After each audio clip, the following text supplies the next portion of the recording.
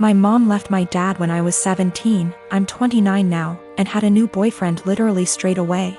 We all suspected that she was cheating with this dude beforehand, but there was never any proof, and she even to this day refuses to admit it. She had 2 more kids with this guy. When my mom and dad broke up, I moved out to live with my dad, who had moved back in with his parents. The major reason for this was because she told me to leave as I kept fighting with her new dude. I really did not want to deal with a new guy in my mom's life, and I was really upset that she didn't give a shit about how much pain my dad was in. When she told me to leave, something in me changed, and I am still unable to forgive her. That solidified BC. My 14-year-old sister stayed with my mom for a year and then begged to come and live with my dad because she hated it so much at my mom's place. And my sister and mom were close, so for my sister to feel that way, it must have been bad. Since I was 18, my grandparents kept pushing me to start a business. BC. I liked to tinker and had built a few specialized tools for a niche construction industry that my dad was in, and they saw potential in me. They gave me a lot of money as an investment. Actually, their mortgaged their house, that's much they believed in me, and basically, I majorly lucked out and managed to land some national contracts at 24 that turned into more than a few millions of dollars over a few months when the business boomed. The profit trajectory has risen since then, and basically, I'm living a life I never thought would be for a schmuck like me.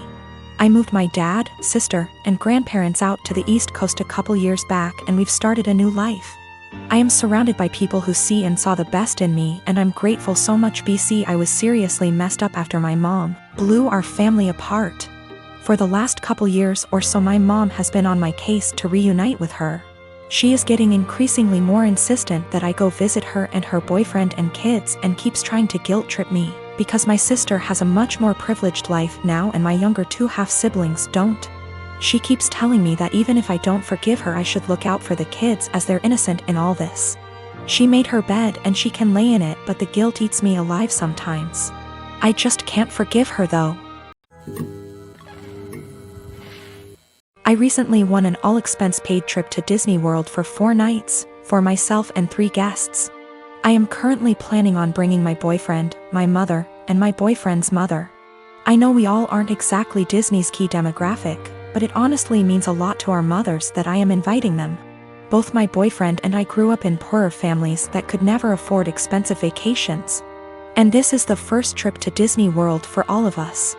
I know this is probably the only opportunity our mothers will ever have to go to Disney. And for now, they are both in good enough health to still enjoy the rides. The problem is with my cousin, Jane, who has been hounding me to take her 5-year-old daughter, Kelly, instead of my boyfriend's mother. I know, what kind of monster am I for not wanting to bring a little girl to the place where dreams come true? Except Jane's family has already been to Disney World twice, most recently earlier this year in February.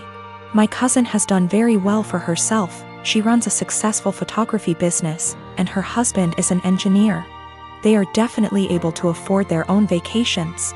If Jane wasn't so well off, I probably would consider taking Kelly if I thought I was giving a little kid a once-in-a-lifetime experience. But I'm not. She's already been twice and she's only 5. Our mothers have been 0 times.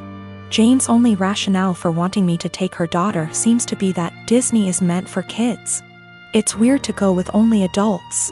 And it'd be evil to not take a 5-year-old to Disney if you had the chance. There's also the issue of Kelly herself.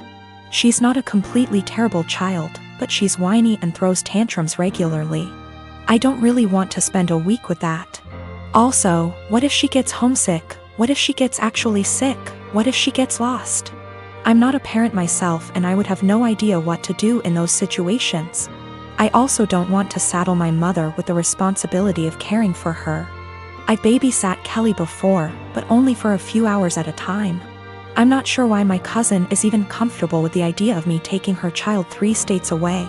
We are in North Carolina, so it's not like Orlando is just a short drive down the road if something happens. I tried telling Jane I'm not comfortable bringing Kelly, and she just said this is a good opportunity to find out what being a parent is like. What? She's almost acting like I'm not serious about not bringing Kelly, and I'm just pretending I don't want to bring her. It's really weird. Jane and I have always been very close, like we are sisters. And I'm afraid this has the potential to ruin our relationship once it comes to a head. What is the best way to tell her no without sounding like an evil child hater, or am I being selfish for not taking a kid to Disney? Me and Sil, Daisy, have been friends since high school, 15 years ago. I started dating her brother, Dan, when we were all in college. Daisy married Matt sometime after I married Dan 10 years ago. Matt and Daisy wanted a baby and starting trying right after marriage, but they were having a lot of trouble. I am talking multiple failed IVFs, multiple late-term miscarriages, one of which was a stillbirth. The struggle went on for 7 years. I have helped her immensely through everything, financially and emotionally. Matt is unsympathetic sometimes. He behaves as if it's a batch of bad cookies and immediately guilts her into trying again. So, it always was up me and Dan to take care of her. Despite many talks from me and Dan, she remained married to him and kept trying again and again. We have had many offers to leave the state / country for a better job, but didn't because we were scared to leave her alone. 3 years ago, I got pregnant. We broke the news gently to Daisy one day. She got real quiet and then asked us to leave. Later, she sent me an email saying she doesn't want to see me or Dan anymore and that this is all too much. We tried to console her but didn't work, so gave her space. 2 weeks before I was supposed to give birth, Dan passed away in an accident. I don't have any family except for Dan and Daisy. Daisy refused to attend the funeral because she will have to see me the day before the funeral, and I called her and begged her to come. I didn't think that I would be able to go through that without her. She hung up on me and didn't attend the service. Soon after that, I gave birth and I decided to move to another state. I cut off all contact with Daisy and started fresh. Now, me and my daughter are very happy and we are enjoying a comfortable life. She attempted to contact me once I moved away, but I ignored her. 2 weeks ago, she called from an unknown number and said she desperately wanted to talk to me. Turns out she finally got pregnant, had a baby boy who passed away 5 days after being born in NICU. Matt is also leaving her and screwed her over because of the prenup. She is basically broke and homeless days after losing a child. I just said okay. She then asked, "Are you really not going to say anything? You are really not going to help?" I pretty much said, "I don't care about you. I don't care about your life. I don't care about Matt. I don't care that your baby died. Just leave me and my daughter alone." And then hung up. Since then she has been sending me multiple emails and VMs stating how awful I am and how heartless and how much Dan would be disappointed. I continue to just ignore everything. I am not going to have any sympathy or help her in any way. I am a 28 years old female. And I do babysitting on the weekends to make some babysitting on the weekends to make extra cash. There is one family I definitely should have phased out by now, but the kids are cute and if I don't have another job, it's easy money. My issue is, the mom is never home on time. She used to not give me return times, but finally I started asking as it made it impossible to get anything done on the weekends. I'd go babysit so she could go to brunch, but she'd be gone from 11 a.m. to 7 p.m. My whole day was gone. After that, she'd start giving me times but never stick to them. She wouldn't even call to tell me, she'd just stay out. On Saturday, I got to her house at 6 and she was supposed to be home by 9. I told her she needed to be on time because I had plans to go out with friends. I was even getting ready at their house after I put the kids to bed. She promised. Of course, 9 o'clock rolls around and she's not home. I call her, no response. Text, no response. Another hour. Nothing. Still calling and texting. Finally, it is midnight. By this point, my plans are long ruined, but I'm pissed and exhausted. I call her and leave a voicemail saying if she's not home in the next hour, I'm considering the kids abandoned and calling the cops. I also text her this. I try calling her 30 minutes later and it goes to voicemail on the second ring. I text her again and she leaves me on read. If she had reached out saying, "Hey, I'm staying out until X time," I would have stayed.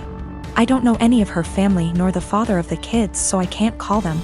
I gave her a grace period of 15 minutes and tried calling again, finally called the cops, non-emergency line. They showed up and I showed our agreement in text from earlier in the week confirming that she'd be home by 9.